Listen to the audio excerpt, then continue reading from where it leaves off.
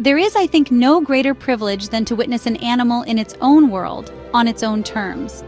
That sudden, heart-stopping moment when a creature emerges from the undergrowth or breaks the surface of the water is a connection to a life far older and more profound than our own. It's a silent conversation, a shared moment in time that reminds us we are but a small part of a much larger, more intricate tapestry of existence. This planet, our shared home, is teeming with such encounters waiting to happen.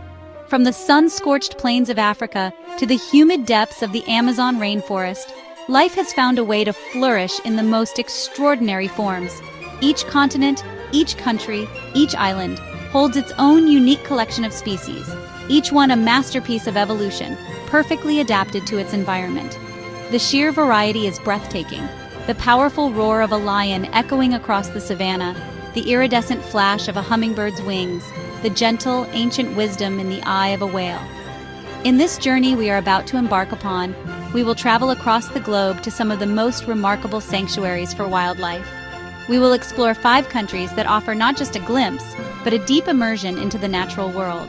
It is a quest to find these wildlife wonders, to understand their lives, and to appreciate the delicate habitats that sustain them. So come with me as we venture forth to see the marvels that await. Our journey begins here, on the vast, sun-drenched plains of East Africa. This is Kenya, a land of dramatic landscapes and iconic wildlife. And at its heart lies a place of legend, the Masai Mara. It is a name that resonates with the very essence of the African wilderness, a sprawling ecosystem of rolling grasslands, acacia-dotted hills, and riverine forests, all pulsing with an incredible density of life. This is a theater where the great dramas of the natural world unfold daily. The Mara is, above all, a kingdom, and its undisputed rulers are the lions. To see a pride of lions here, reclining in the shade of a lone acacia tree, their golden coats blending almost perfectly with the dry grass, is to witness true royalty at rest. They possess an aura of serene power and effortless confidence that comes from being at the very apex of this complex food web. Their lives are a tapestry of intense social bonds, cooperative hunts, and the constant, quiet vigilance required to defend their territory. Look closely at the pride structure. It is a sophisticated matriarchal society. The lionesses form the core, a sisterhood of mothers, aunts, and daughters who live and hunt together for their entire lives. They are the providers, the strategists of the hunt. Their teamwork is a marvel of communication and coordination, a silent language of glances and body postures that allows them to bring down prey many times their own size, ensuring the survival of the entire pride, from the youngest cub to the dominant males. The males, with their magnificent manes that signal their strength and fitness, play a different but no less crucial role. Their primary duty is protection. Their thunderous roars, which can carry for over 5 miles across the plains, are not just a display of dominance, but a declaration of ownership. They are a warning to rival males and a beacon of security for their pride, a nightly broadcast that this land is spoken for, its inhabitants watched over by these powerful guardians. Observing a hunt is a lesson in patience and explosive power. The lionesses fan out, using the terrain to their advantage, their bodies held low to the ground. Every muscle is coiled, every sense is heightened. The stalk can last for what feels like an eternity, a slow, deliberate advance that is almost imperceptible. Then, in a sudden, breathtaking burst of speed, the chase is on. It is a moment of raw, primal energy, a life and death struggle that has been played out on these plains for millennia. And then there are the cubs. They are the future of the pride, bundles of playful energy and insatiable curiosity. Their games are more than just play. They are a vital part of their education. Through mock fights and clumsy stalks, they learn the essential skills of hunting, fighting, and social interaction. They test their boundaries under the watchful and surprisingly patient eyes of the adults. The survival of even one cub to adulthood is a triumph against the many dangers of the savanna. The Great Migration, the annual movement of millions of wildebeest and zebra through the Mara, transforms this landscape into a land of unparalleled plenty for the lions. It is a time of feasting, a crucial period that allows the prides to build up their strength and successfully raise their young. The sheer number of animals is staggering, a river of life that flows across the plains, and the lions are strategically positioned to take advantage of this temporary bounty. Yet the world of the Masai Mara's lions is not without its challenges. The ever-expanding footprint of humanity brings them into conflict with local communities. The loss of habitat and the reduction of their natural prey base are constant threats. Conservation efforts here are paramount, working to create corridors for wildlife, mitigate human-lion conflict, and ensure that these magnificent predators have the space and security they need to roam free. The Maasai people themselves have coexisted with lions for centuries, a relationship built on a deep, albeit sometimes fraught, respect. Traditional Maasai culture revered the lion as a symbol of courage and strength. Today, many Maasai are at the forefront of conservation, working as guides and rangers, using their ancient knowledge of the land to protect its most famous residents, bridging the gap between ancient traditions and modern conservation. To spend time in the presence of these animals is to be humbled. It is to understand that their survival is intrinsically linked to the health of this entire ecosystem. The lion is not just a predator, it is a keystone species, a landscape architect whose presence shapes the behavior of countless other animals. Their future is the future of the Masai Mara itself, and it is a future that we all have a stake in protecting for generations to come. We now travel east to the lush tropical landscapes of Southeast Asia. Our destination is Thailand, a country of vibrant culture, ancient temples, and dense, verdant jungles. But beyond the bustling cities and famous beaches lies a quieter, more profound story. The story of its relationship with a truly majestic animal, the Asian elephant. For centuries, this creature has been a symbol of power, peace, and national identity in Thailand. The Asian elephant is a different animal from its African cousin. It is smaller, with a more rounded back and smaller ears. But it possesses the same deep intelligence, complex social structures, and profound emotional capacity. They are creatures of the forest, their large bodies moving with surprising grace and silence through the dense undergrowth. Their lives are guided by the wisdom of the herd, led by the oldest and most experienced female, the matriarch. Historically, elephants in Thailand were integral to the nation's development. They were beasts of burden in the logging industry, formidable assets in warfare, and revered participants in royal ceremonies. This long and complicated history has forged a deep, but often troubled, bond between humans and elephants. As the logging industry was banned and their natural habitats began to shrink, many elephants and their keepers, known as mahouts, faced an uncertain future. This uncertainty gave rise to a new movement, one focused not on exploitation, but on conservation and ethical treatment. Across the country, elephant sanctuaries have emerged, offering a refuge for elephants retired from the logging and tourism industries. These are not places for entertainment, for riding, or for tricks. They are true sanctuaries, places where elephants can simply be elephants, free from the labors and stresses of their past lives. Visiting one of these sanctuaries is a deeply moving experience. Here you can witness the elephants behaving as they would in the wild. You see them foraging for food, their dexterous trunks plucking leaves and fruit with remarkable precision. You see them communicating with one another through a complex array of rumbles, trumpets, and subtle body language that we are only just beginning to understand. It is a glimpse into their rich and secretive social world. One of the most joyous sights is watching them bathe. Elephants love water. They will spray themselves, roll in the mud, and playfully interact with their companions. The mud is not just for fun. It acts as a natural sunblock and insect repellent, protecting their thick but sensitive skin. To watch them in these moments of pure, unadulterated pleasure is to see their true spirit, their capacity for joy and contentment when given the freedom to express it. The work of these sanctuaries goes beyond simply providing a home. They are centers for education, teaching visitors about the plight of the Asian elephant and the importance of conservation. They work to rescue and rehabilitate elephants that have been mistreated, providing them with veterinary care and the emotional support of a new, stable herd. Each elephant has a story, often one of hardship, and their recovery is a testament to their incredible resilience. Conservation efforts also extend to protecting the wild elephant populations that still roam in Thailand's national parks. The greatest threat they face is habitat loss, as forests are cleared for agriculture and development. This fragmentation of their habitat leads to increased human-elephant conflict, as elephants wander into villages and farms in search of food. Creating safe corridors for them to move between protected areas is one of the most critical challenges. The bond between an elephant and its mahout can be one of deep affection and mutual respect. In the best sanctuaries, the mahouts have transitioned from being keepers to being caretakers. They use their intimate knowledge of the elephants to ensure their well-being, guiding them to food and water, and monitoring their health. It is a relationship that has evolved, moving towards a partnership based on positive reinforcement and trust. By supporting these ethical sanctuaries, visitors can play a direct role in the conservation of this endangered species. The choice to observe elephants in a respectful, non-intrusive manner sends a powerful message that the value of these animals lies in their existence, not in their utility to us. It is a shift towards a more compassionate and sustainable form of tourism, one that benefits the animals, the local communities, and the visitors who leave with a much deeper appreciation for these gentle giants. Our journey now takes us to the Americas, to a small country that punches far above its weight in terms of biodiversity. This is Costa Rica, a narrow land bridge connecting two continents, carpeted in lush rainforests, cloud forests, and bordered by two oceans.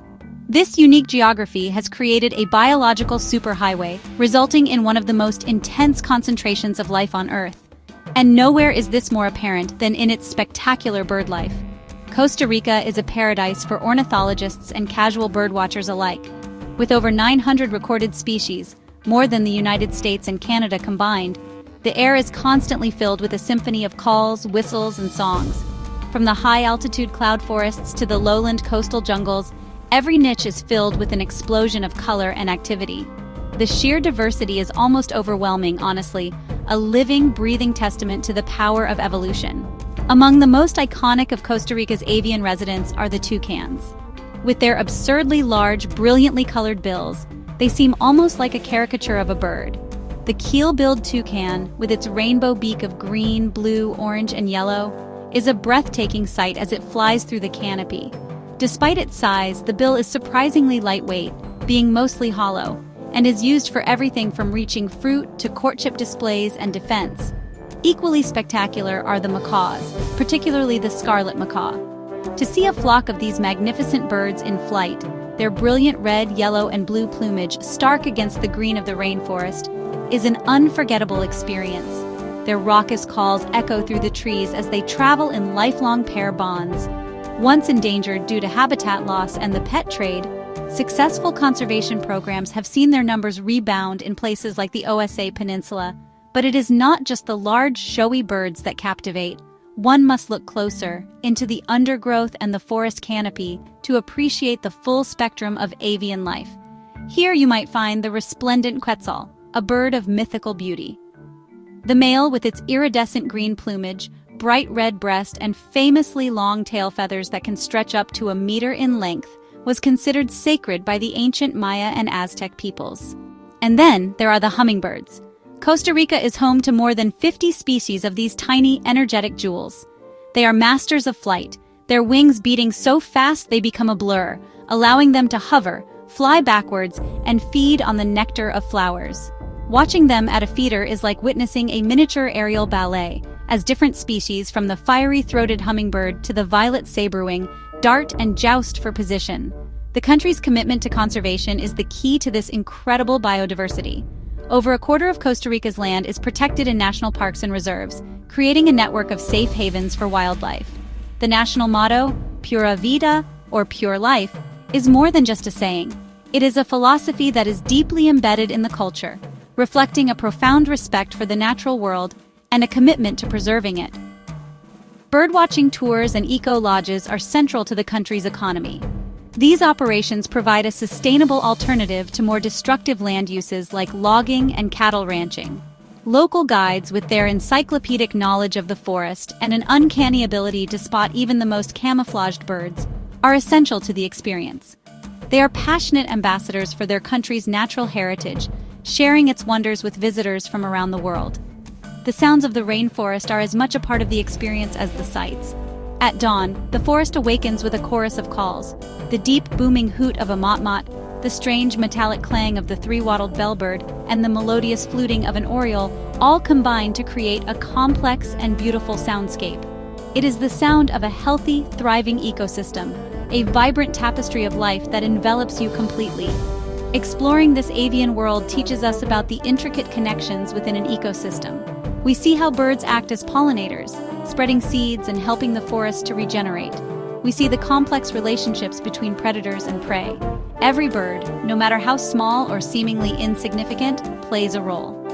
Costa Rica is a living laboratory, a place that demonstrates how protecting nature can lead to a prosperous and sustainable future for both wildlife and people. We now travel far to the south, to a continent that is also an island, a land shaped by millions of years of isolation. This is Australia, a place of stark outback, ancient forests, and wildlife found nowhere else on Earth. But our focus lies not on the land, but just off its northeastern coast, beneath the turquoise waters of the Coral Sea. Here lies the largest living structure on our planet, the Great Barrier Reef. It is a world of almost unimaginable scale and complexity. Stretching for over 2,300 kilometers, it is so vast that it is visible from space.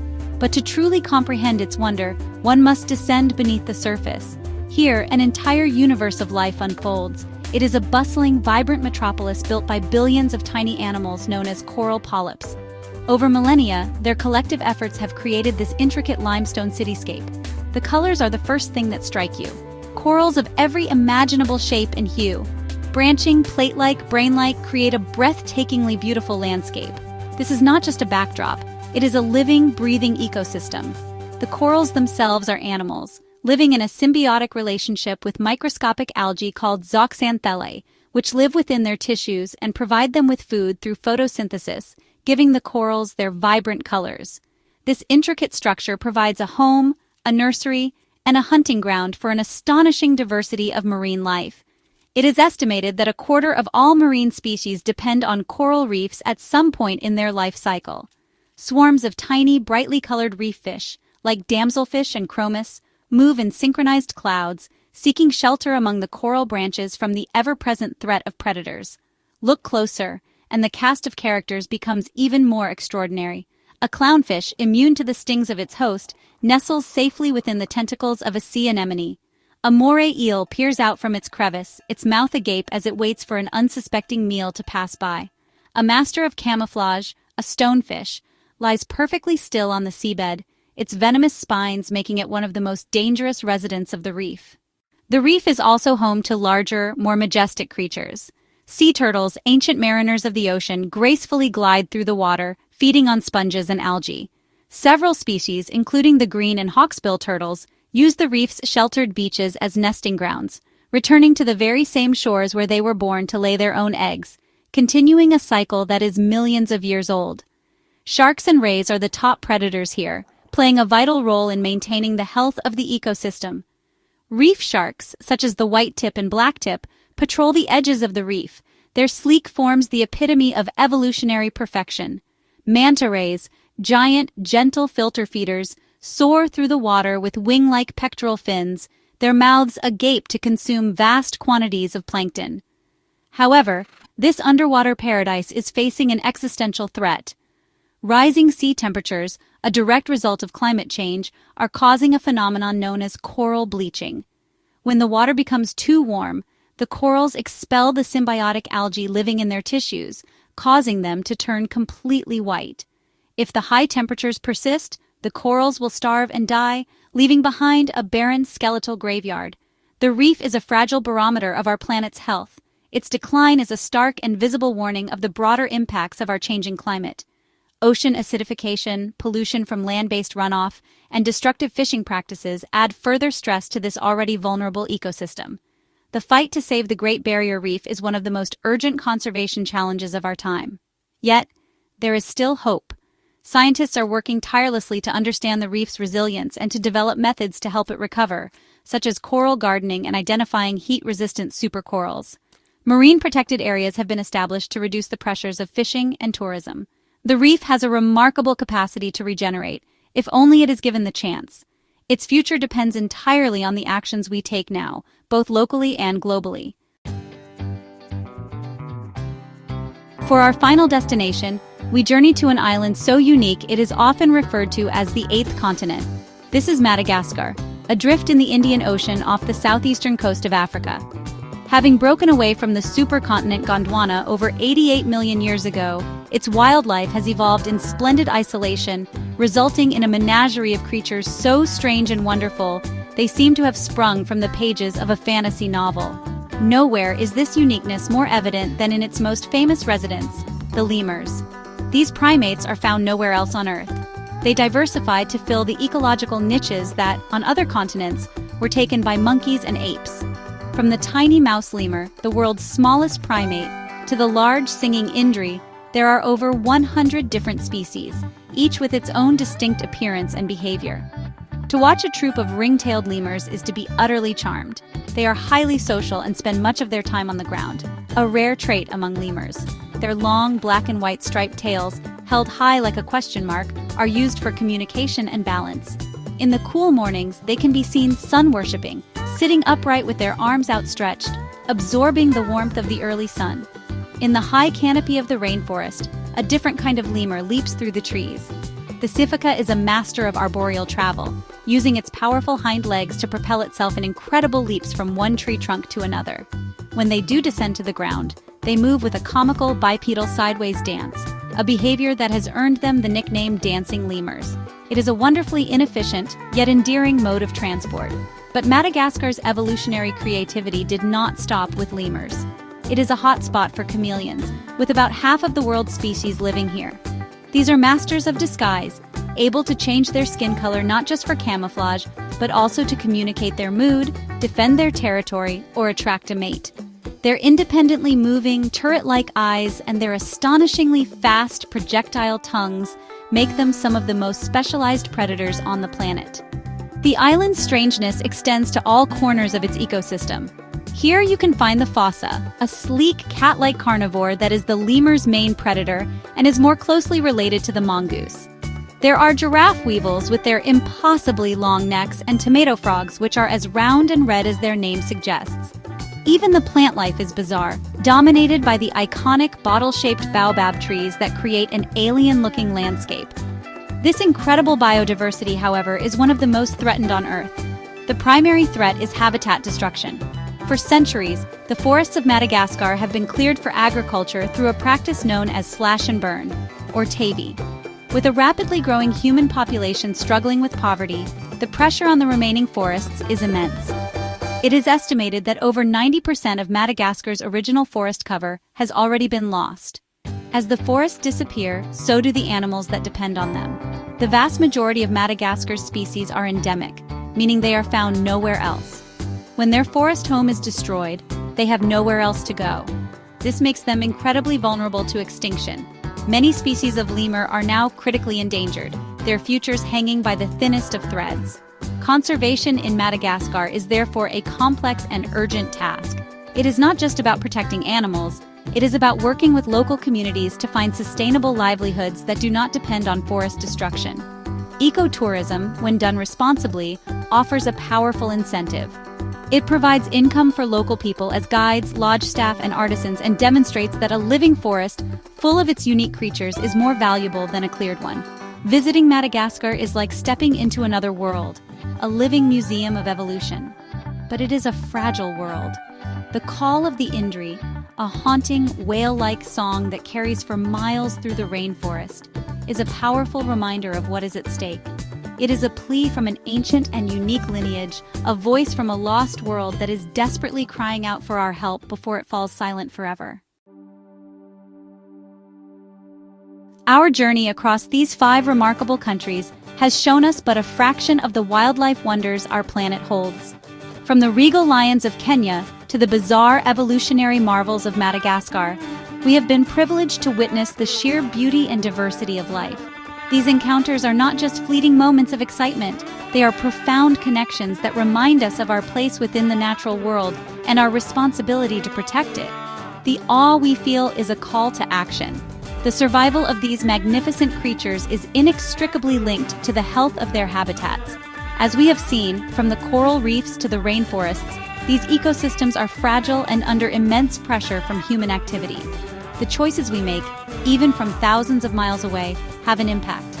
As travelers and as global citizens, we have the power to make choices that support conservation and foster a more sustainable relationship with our planet. I would urge you, when you plan your own adventures, to seek out eco-friendly and responsible tour operators. Choose lodges that support local communities and actively contribute to conservation projects. Travel with a light footprint and a deep respect for the places you visit. By doing so, we can ensure that these wildlife wonders endure, that the roar of the lion and the song of the lemur will continue to echo for generations to come, and that future travelers can also experience the profound privilege of seeing these animals in their wild and precious homes.